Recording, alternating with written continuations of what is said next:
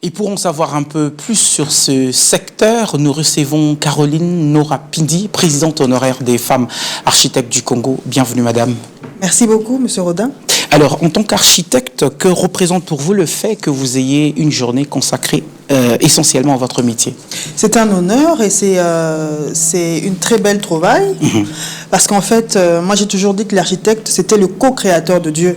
Voilà, donc Dieu il crée le paysage et l'architecte, lui, il l'embellit. Ah, magnifique. Donc c'est très important qu'on pense quand même à nous. Nous consacrer toute une journée, c'est très bien. Merci beaucoup. Ah, ça c'est très bien. Alors pour cette année 2024, le thème est donner à la prochaine génération les moyens de participer à la conception urbaine. Qu'est-ce que cela sous-entend pour vous? En fait, pour moi, c'est vraiment une prise en charge holistique. C'est-à-dire qu'il faut commencer de la base au sommet. Quand je parle de la base, je vois l'éducation. Il faut déjà qu'on puisse vulgariser la profession, n'est-ce pas, d'architecte exercée non seulement par l'homme, mais surtout par la femme, parce que nous sommes sous-représentés. Et il faut donner les moyens, justement, à ces architectes qui finissent, parce qu'après, il faut aller à l'ISAU, à l'Institut supérieur d'architecture et d'urbanisme, pour apprendre les b.a.-ba de l'architecture et apprendre le métier. Et après, il faut également qu'il y ait des... comment on appelle ça? Qu'il y ait des stages pour ces jeunes diplômés qui sortent, pour apprendre le métier. Ils doivent apprendre à côté des maîtres, des architectes qui ont déjà des bureaux d'études, qui ont déjà travaillé. Et il y en a quand même s'ils ne sont pas nombreux, c'est difficile de sortir la tête ici en RDC quand on est architecte. Mais il y en a quand même. On a besoin d'un accompagnement qui soit effectif et qu'on le sente. Qu'on sente vraiment que nous sommes accompagnés. Donc voilà un peu ce que je comprends par là. Okay. Et de cette manière-là, nous pourrons en fait nous dire que bon voilà, on a des personnes qui vont nous aider à construire notre pays ou pour mieux dire, à reconstruire notre pays, la République démocratique du Congo. Très bien. En tant que vous avez, pendant un bon bout de temps, présidé la structure des femmes architectes de la République démocratique du Congo. Oui. Alors vous, en tant qu'architecte, quelles sont les difficultés que vous rencontrez au quotidien? Vous savez, d'abord, la première difficulté, c'est que les autochtones n'ont pas confiance en nous. C'est-à-dire que les Congolais eux-mêmes n'ont pas confiance aux architectes congolais. Ah, d'accord. Et ça nous pose un problème, parce que aujourd'hui, certains architectes se battent pour soumissionner à des projets de marché public, n'est-ce pas? Et c'est très difficile.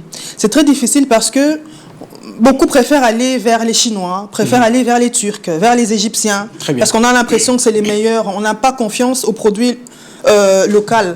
Alors qu'en fait, nous avons l'une des écoles les plus grandes d'Afrique centrale. Ici, il y a des Camerounais qui viennent étudier l'architecture ici à l'ISAU.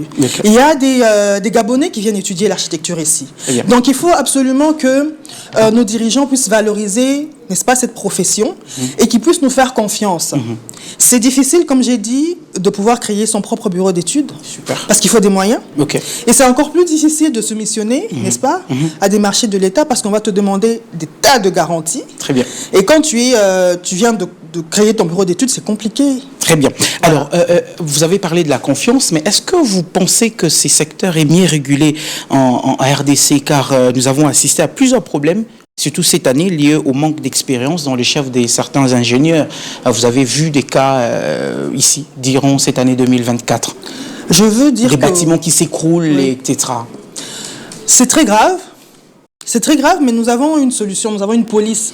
Aujourd'hui, il existe l'Ordre national des architectes.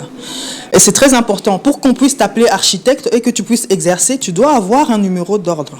Tu dois être inscrit au tableau de l'Ordre national des architectes. Et ça, j'aimerais vraiment marteler dessus parce que les personnes qui contactent les architectes devraient être un peu plus rigoureux face à ça. Il faut que ton architecte soit inscrit au tableau de l'Ordre national des architectes. C'est très important. De cette façon-là, on sait réguler les choses, on sait faire la police. Parce qu'il y a du tout dedans maintenant. Très bien. Et il y a même des maçons qui peuvent se permettre de construire. Il y a des architectes d'intérieur qui s'appellent eux-mêmes architectes des grands équipements, bizarrement, qui se mettent à construire, alors qu'en fait, ce n'est pas, c'est pas à eux de faire ça. Donc, il y a un certain nombre de choses qu'il faudrait mettre en place pour pouvoir réguler effectivement ce secteur-là. Caroline Nora-Pindi, merci beaucoup pour votre passage. Merci à vous pour l'invitation. Merci. Je rappelle que vous êtes la présidente honoraire des femmes architectes du Congo. Tout à fait. La renommée du lycée Sainte-Germaine d'Endjili n'est plus à démontrer. À la tête de cette grande école trône